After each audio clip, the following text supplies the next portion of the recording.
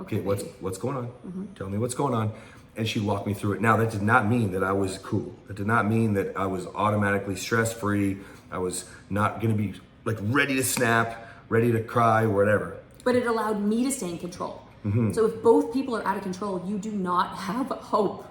I mean, in marriage, you still have hope because it happens a lot, but you don't have a hope in the world to get through that argument in a decent amount of time and in a civil way, because one of you needs to stay civil. So he might have still been out of control, but he gave me, so I got to plant my feet. So when he said, I love you, but I'm scared, I love you, but I feel insecure, I could plant my feet and I could say, okay, I'm ready. Let's get to it. That's right. And I was able to support him. People getting divorced, Tearing their families apart, coasting through marriage. or fighting their way through it. I'm Cass. And I'm Kathryn. We came back from the depths of hell to save our abusive, our toxic marriage. We're MorrowMarriage. Let's flip divorce statistics with the new marriage.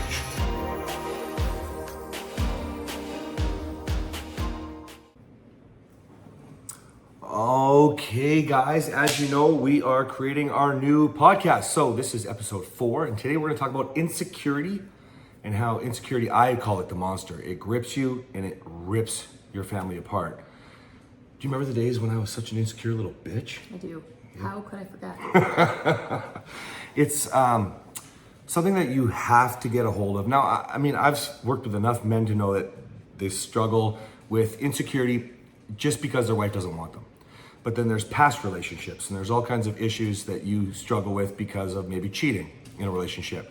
But also, there's a lot of insecurity that comes from just who you were as a child and how your parents loved you. And Or didn't. didn't love you. Hi, my name is Cass, and my parents were. Yeah, anyway, so I think that this is really, really important to understand. Insecurity grabs a hold of you, it grips you tight, and it calculates the decisions for you, the decisions that you make. And why is that important? Well, because the moment you let insecurity decide how you want to react, then you get nowhere. I mean, and there's basic examples, hey babe? Like, Kathryn would be on the phone and I'd be like, who are you talking to? But it can be presented like, who are you talking to? Or it could be presented like, who are you talking to? And all of that is because you can't control the anxiety inside you. Boy, you were afraid to like go out with people. You were afraid to Text, call, scroll on social media. I was afraid of everything because of your insecurity. I lived in fear quite often. There were times when you were, he had a cycle. So when he was on the upswing, he was a lot less insecure and accused me of a lot fewer things.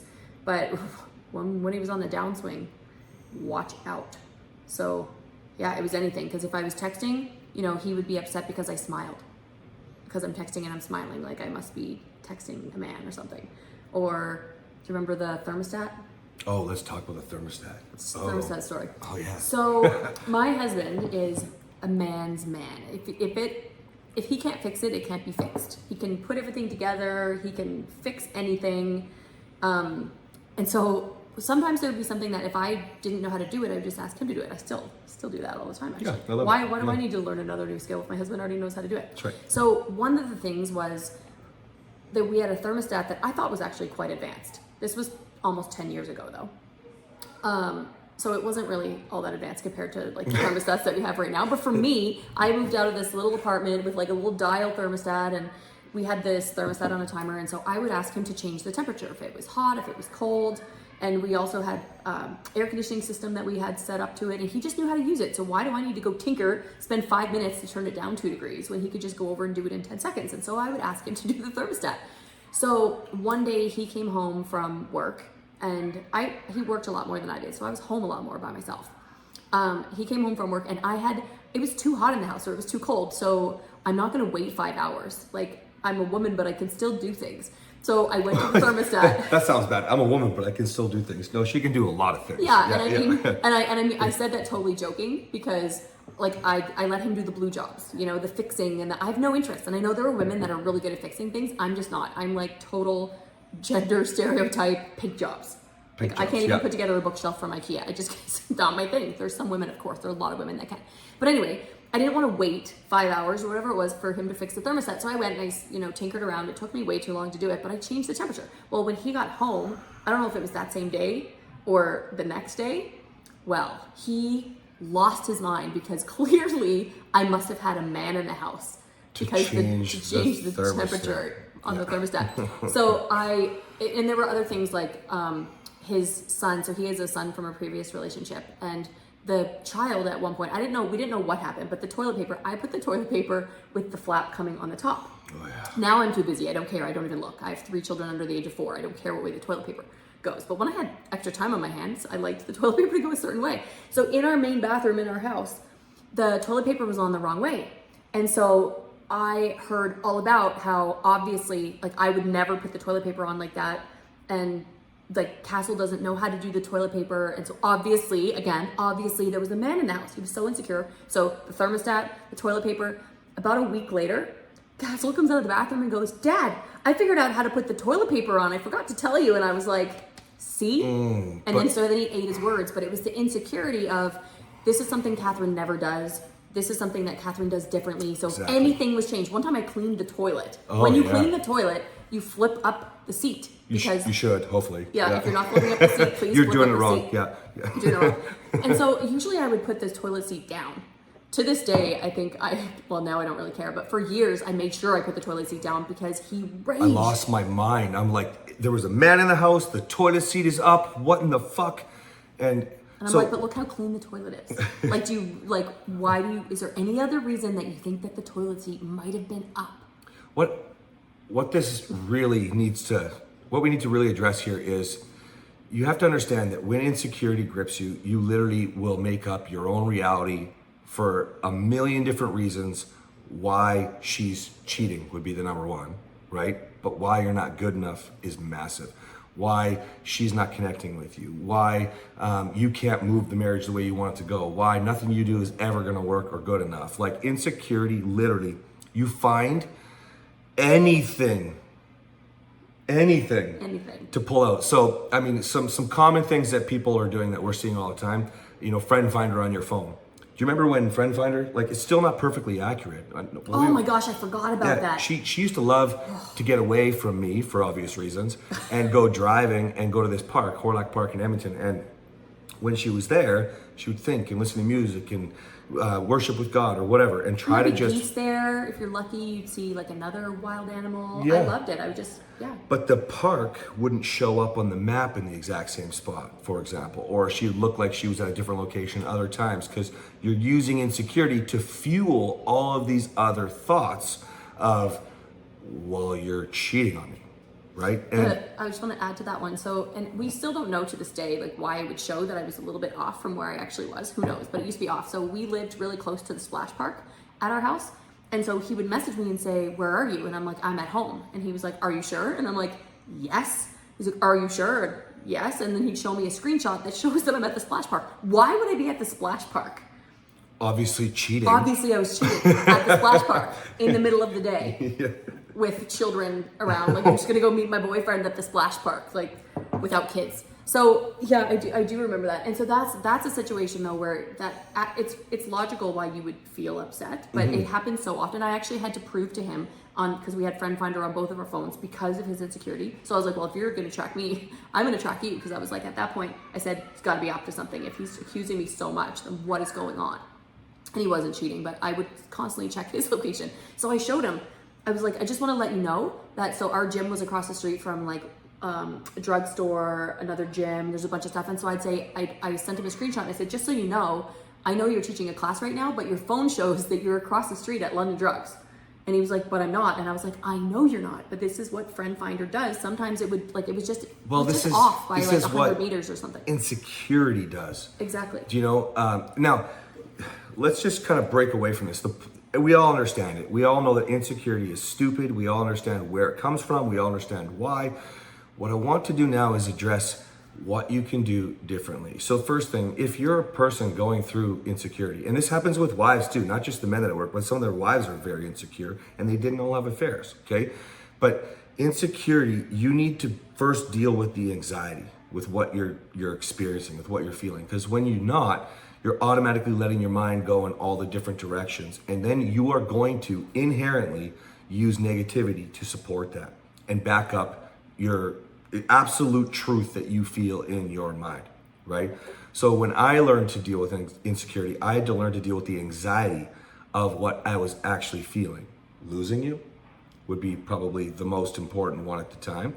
It's not actually the thought of, well, somebody being with you. It was really the thought of me not being good enough. Why wouldn't she want to be with me? I'm going to lose her.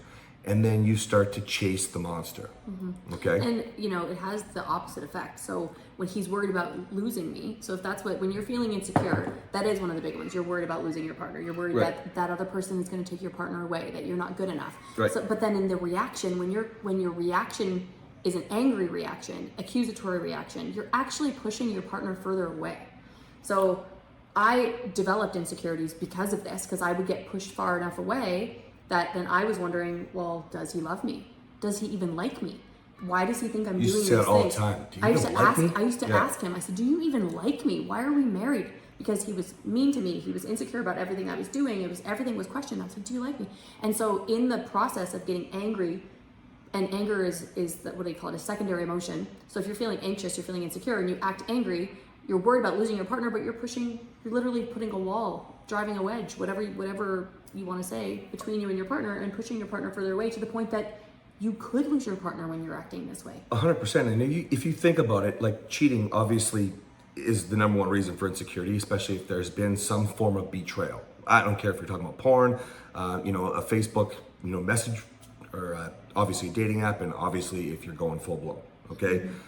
But what are you doing then? You're pushing your partner away. Now, we're not talking about morals here today. We're not talking about cheating, all that stuff. I just want to back up what Kathryn's saying here. If you want your partner, like you're moving the marriage forward, that's what you think you're trying to do, pushing your partner away or pushing them into the thought of where could I feel safe somewhere else? This is male or female, guys. Forget that only women need to feel safe. If you are pushing them away, they're going to go get their dopamine rush somewhere else. Why? And now you're blaming them, but you literally, more than likely, most people aren't cheating. More than likely, you manifested that and you made that happen. In a way, I'm not saying they can't take responsibility. You just open the door. It's never your fault. I talked about this last time. It's never your fault when your partner cheats, but I didn't cheat. But I mean, I could see how maybe somebody would have, because I wasn't feeling safe with you. And so maybe I'm just speculating because I'm not a cheater, but I think sometimes when someone isn't a cheater, or even when you are a cheater, you don't feel safe. You don't want to break up with that person. You don't want to leave that person. You have kids. There's all kinds of reasons to stay, but you want to feel safe with someone else. I'm not justifying it. I'm just saying that this is one of the things that happens. And it perpetuates it. You're making the reality that you're insecure for happen. Again, we're not excusing. I'm not saying it's okay if your wife cheated on you and it's because you're acting this way. No, it's still your wife's problem that you cheated. But, and vice versa. Yeah, right? both. Yeah, both. Yeah. Whoever cheated or whatever's happening in that sort of betrayal, disloyal, that sort of thing. So we're not justifying it at all. It's never okay. But you have to think, well, are you literally pushing your partner further away? And I also want to say one other thing about insecurity. So it's not the insecurity that's the problem here. So yes, you want to feel secure. And we can talk about what we did to allow him to start to build up more security. So yes, you want to feel secure. You don't want to feel insecure, because that's a terrible way to feel, right? Yeah, it's awful. But it's not the insecurity that's the problem. It's the reaction that comes from the insecurity that's a problem. Right. If you're feeling insecure, then we need to deal with that. You need to be able to have a conversation with your partner about how you're feeling insecure, so that your partner can help work through those insecurities with you. Your partner ideally loves you and doesn't want you to feel insecure. I didn't want you to feel insecure. But when he came at me with anger, I came back with anger and defensiveness because you're not cheating, right? So you get pissed off, I was really right? pissed off. Yeah. And so we came up with a solution that worked for us, and it's worked for other people that we've coached. Can we move into that? Yeah, let's do it. Yeah. So, you wanted you.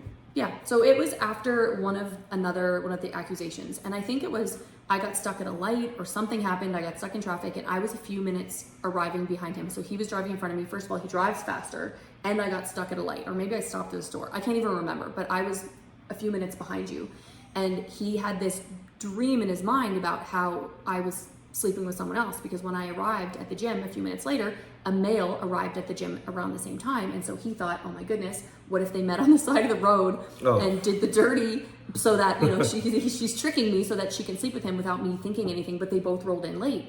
And so it was after a situation, I think it was after that situation, and he got very angry. And so I said, listen, I'm sick of this accusation stuff. I said, I can promise you that the things that you are doing, the things that you think I'm doing, I am not doing. And we already had the Friend Finder app. We were trying to find solutions, but we just couldn't find the solution because Friend Finder actually made things worse, as we talked about a couple minutes ago. But I said, if you come to me with the fact that you are feeling scared, so we were able to fine tune it so that he wasn't actually angry because he had nothing to be angry for. I wasn't doing anything, but he was scared. I was lashing out because I was afraid. Yeah, right. He was afraid. Again, afraid of losing me, afraid of me being, disloyal, afraid of things that weren't actually happening. So I said, if you come to me before you make the accusation and say, first of all, I need to know that you love me. Because in those moments, that's when I was like, do you love me? Do you even like me? Yeah. So I was like, you need to come to me and I need to know you love me, because I get scared when you come across as reactive and angry and yelling and, just on the crazy even just train. Accusatory, even with a nice tone, right? Yeah. Hey, who are you talking to? Right? Yeah. And so I said, if you come to me and you tell me you love me, and then also express to me that you're feeling fear, that you're scared, I promise you that I will hold your heart and I will help you through that insecurity, because I guarantee whatever you think I'm doing, I am not doing. So I can work through it with you without you having to accuse me, so that we don't have to put that wedge between us, and I can actually help you through it. And he said, it's not going to work. And I said, it is going to work. I promise you. So this is one of the moments in one of the previous episodes, I talked about the crazy train, and how if your husband or your wife, whoever, is getting on the crazy train and you can start to see that train's going to go off the tracks, don't get on the train. Yeah. Stay off the train, stay solid and stable. And so I said to him, I promise you that I will be the strong one and I will stand my ground and I will help walk you through this. And I said, trust me, promise me. So we went back and forth a little bit because he said, there's no way this is going to work. But lo and behold, it was a major push forward for us. Game changer. So I would turn to Kathryn and say, I love you, but I feel insecure.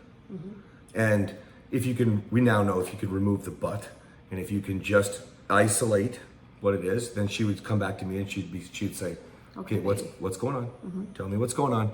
And she'd walk me through it. Now, that did not mean that I was cool. That did not mean that I was automatically stress-free.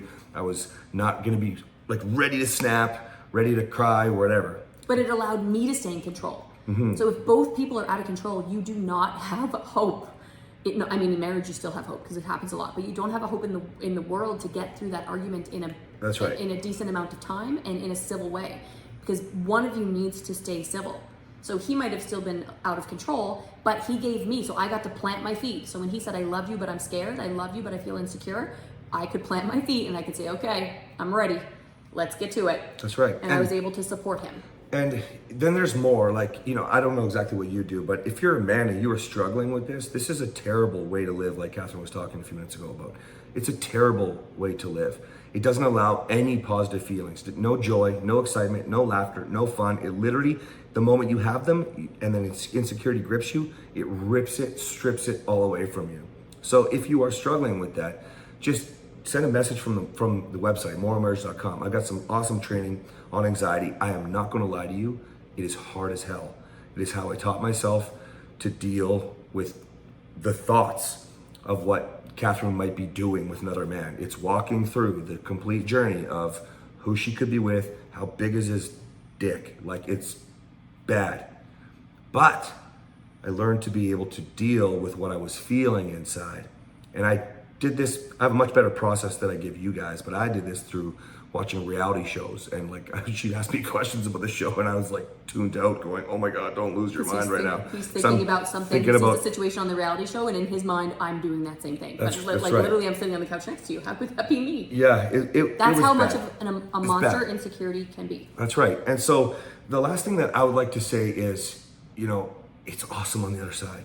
I remember when we were in Fredericton, we don't know what, we found a rabbit outside, maybe that's what it was, chewed through the wires in our cameras, our video cameras. And the cameras in the kids' rooms and the living room and stuff like that. Not in our bedroom, nice try. And so... And only one wire. Yeah, only the wire was to cut. the camera, so we couldn't get the feed on our son. And my mind automatically does what it normally does. At first, it's like, okay, well, fuck, like, why'd she cut the wire? Like, but when you understand response versus reaction, your anxiety doesn't take hold and push you to fear, and you let insecurity rule you. You start to think rational, And right? when you were being rational, you said to me, so he said, so when we found the wire was cut on our security camera in our baby's bedroom, I was really freaked out that the wire was cut. Right. And we forgot that we had a rabbit. We rescued a rabbit and we had this rabbit. And so the only logical explanation is that the rabbit chewed it. Chewed But it through, yeah. it was actually But it scary. looked like it It looked cut. like a perfect Yeah, cut. yeah. So it was I was actually very scared. It made no But sense, It yeah. made no sense. But so I hope it was the rabbit. Otherwise it was some sort of poltergeist, which is even scarier. But anyway, he said to me, I'm not gonna lie to you, I'm really concerned right now that you cut the wire. And I remember thinking, like, I'm so sorry. I said, I'm so sorry, honey. That must be a terrible way to feel. And I said to him, this is what was like just proved it that I didn't. I was like, if I was going to do something with another man in our son's bedroom and I wanted to get it off camera, I'd unplug it, not cut it. Yeah, and I also was like, well, wouldn't you do it in the bedroom where there is no camera? And also the bed's a lot bigger than a little fire truck bed. But this is the thing. I want to say one more thing. Yeah. And we can say I can say it like that now, where I'd say if I was going to do this, I would unplug it. Where like normally 5 years ago, if I said if I was going to cheat on you, I'd unplug the camera. He'd be like, oh my gosh, she's already thought of it. Yeah, But- exactly. so- The insecurity just makes you go, oh my gosh. Why did she think of that? Backs up the bullshit. Now here, this is really important because this was just, I think only 6 months ago. But insecurity is nothing to do with it now. It's my natural, okay? And it creeps in, but it can't grip me anymore. Mm-hmm. I just communicate very well with her now. In case I have a reaction, in case my tone is off, in case I say the wrong words, in case. But I probably don't even need to do that anymore. Now I'm pretty sure it would be just covered. I'm pretty good. It's under control. Mm-hmm. And I respond, I realize, I rationalize, I'm logical because I can deal with that pit in my stomach. However, we're just really open with everything. It's just easier to make sure that we never go backwards again, right? So, guys, this has been a long one today, but we're gonna cut this short and we're gonna do the next episode. See you in a second.